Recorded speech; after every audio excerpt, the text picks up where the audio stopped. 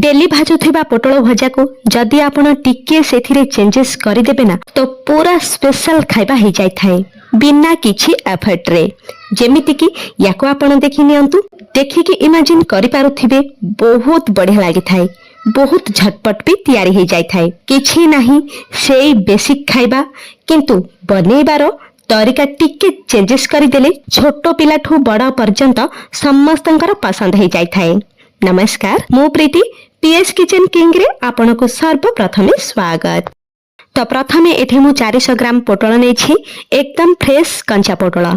मु एठे यार ऊपर हल्का लेयर चोपा को छड़े नेछि, जहा द्वारा पोटल जल्दी सिझिबो आ खाइबा को नरम लागिबो मध्य। नेक्स्ट याको काटि नबा, आपनक पसंद अनुसार छोट बड़ करिकि काटि पारिबे। जेमिति कि मो पसंद रे मु एठे टिक्की बड़ बड़ साइज रे काटि कि नेछि, चाहिबे जदी लंबा लंबा भी काटि पारिबे। देखंतु एठे मु आलू आ पोटल दुईटा जाक परिबा काटि सारिछि। आलू को भी ठीक सेमिति काटिबे, पोटल जो साइज रे काटिचंती आलू को भी सेही साइज रे काटि नेबे। नेक्स्ट तेल रे प्रथमे फ्राई करनबा, जेमिति ये 60 to 70% सिझि जिवो। तो मु एठे गोटे चामच सोरिष तेल यूज करिछि। तेल गरम हे जिबा परे डायरेक्ट सेथिरे आलू आ पोटल को देकी भाजी नबा, आउ सेथिरे अल्प टिके लुण भी देई दबा, जहा द्वारा खाइला टाइम रे पोटलटा भितरु अलणा लागिबनी, खाइबा को भलो लागिबो।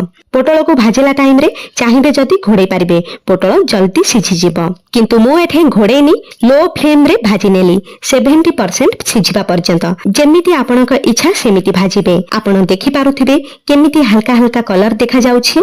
तो एबे आमे याको बाहर करनबा गोटे प्लेट को, आउ साइड रे रखि दबा। एबे आमे एठे बनेबा दरदरा मसला, जहाकू पोटल भजारे ऐड करबा। सेथि पाई मु एठे गोटे इंच रो अदा नेछि, दुईटा कंचा लंका, गोटे नाली सुखिला लंका, गोटे चामच पान मधुरी, आधा चामच जीरा, गोटे चामच धनिया, 5-6टा गोलमरिच। बास ए सब को दरदरा करी ग्राइंड करबा। देखंतु एमिति दरदरा रहिबो। एबे कड़ाई रे देई दबा आउ गोटे चामच तेल।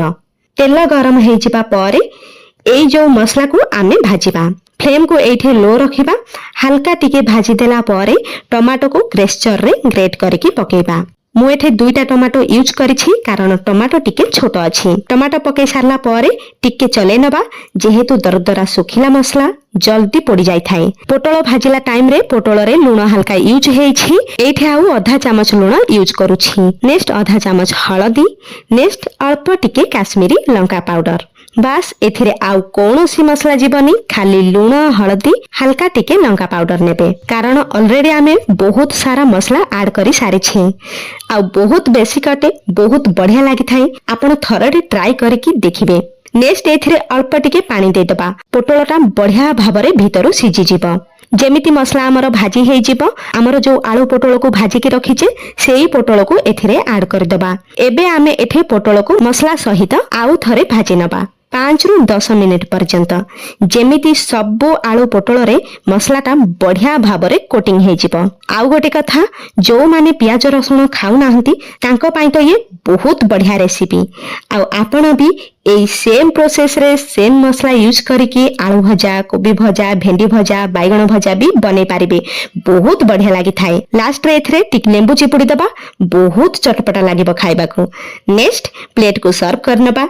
देखिकी आपण जानि पारुथिबे केते बढ़िया हेछि, केते टेस्टी देखा जाउछि, आ खाइबा को तो ऑसम।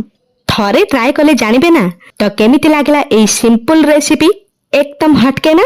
थरे बने की खाइला परे कमेंट रे जणैबे। वीडियोटी यूजफुल थिले सब्सक्राइब, लाइक, शेयर करबा को भूली जिबेनी। मु पुनी थरे नै आसीबे आउ गोटे नुवा रेसिपी।